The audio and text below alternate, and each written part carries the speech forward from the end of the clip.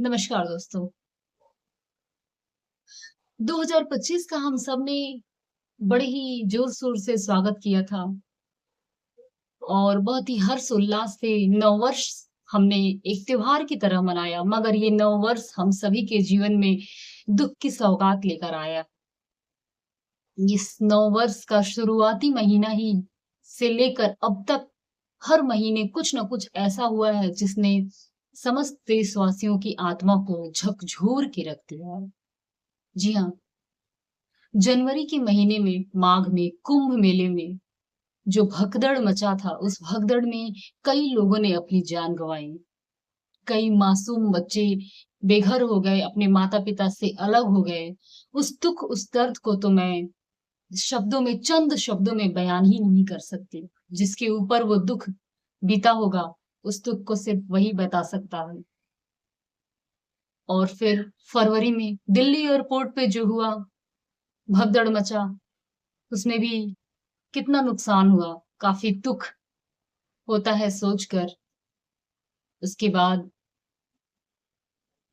पहलगाम में हुए आतंकी हमले ने पूरी दुनिया को हिला के रख दिया। समस्त भारतवर्ष में जितनी भी लोग हैं, हर व्यक्ति, हर समुदाय, हर वर्ग का व्यक्ति इस आतंकी हमले से हिल गया। सबकी आत्मा रो उठी। ऐसा कोई नहीं था जिसने दुःख ना व्यक्त किया हो। और उसके बाद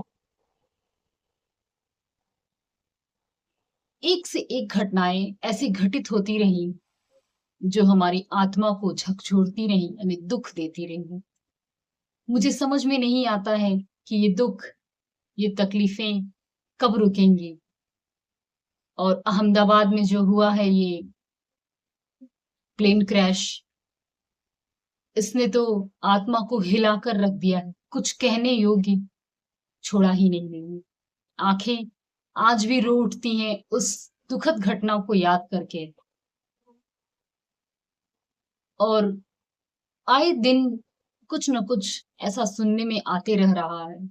और देखिए अभी कल या परसों ही केदारनाथ में भी एक हेलीकॉप्टर क्रैश हुआ है जिसमें 2-4 लोगों की जान गई है। मुझे ठीक से पता नहीं है लेकिन फिर भी कितना दुखद है ये।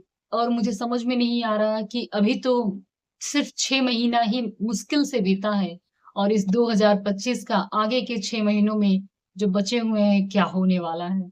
मेरी ईश्वर से सिर्फ इतनी ही प्रार्थना है कि हे ईश्वर, सभी लोगों को, सभी मनुष्यों को, जो भी मासूम लोग हैं, उनके ऊपर ऐसा कोई कहर न बरसाइए।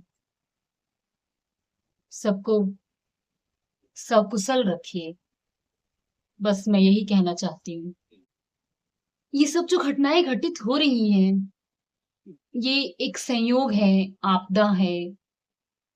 मानती हूँ कि पहलगाम में जो आतंकी घटना हुआ, वो कहीं न कहीं उसके पीछे साजिश थी। दुश्मन देश ने जानबूझकर ये हमला किया, आतंकवादियों ने ये हमला किया था।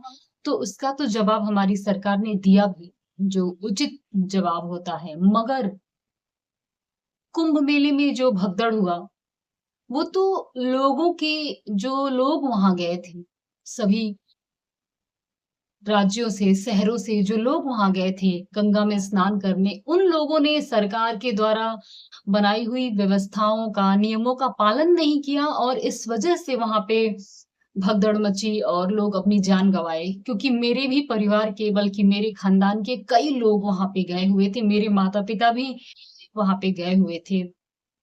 तो जिन लोगों ने सरकार के नियमों का पालन किया, उनके रूल्स को फ़ॉलो किया, वो लोग सुरक्षित थे और जिन लोगों ने नहीं किया, वही लोग ही मुसीबत में आए और उन लोगों की वजह से बाकी लोग भी मुसीबत में आ गए। अब रही बात जो ये प्लेन क्रैश हुआ है अहमदाबाद में, यह तो जानबूझ के नहीं किया गया है। अगर ये जानबूझ के किया जाता, तो वो सभी प्लेन में जो स्टाफ होते हैं, एरोप्लेन में पायलट हैं, एयर होस्टेस हैं और भी जितने स्टाफ हैं, उन सभी ने भी तो अपनी ये जान गँवाई है। लेकिन इसके बावजूद भी इस दुखद घ इतनी ही दर्दनाक ये दुखद घटना है, इसके बावजूद भी कुछ लोग ऐसे हैं, जो इसे राजनीतिक साजिश बता रहे हैं, जो इसे सरकार की नाकामी बता रहे हैं, जो ये कह रहे हैं कि सरकार ऐसी है, वैसी है, इसलिए ये सब घटनाएँ घटित हो रही हैं। मैं ऐसे सभी लोगों की घोर निंदा करती हूँ, जो इस दुःख के समय में भी राजनीतिक रोटियाँ सेक रहे हैं।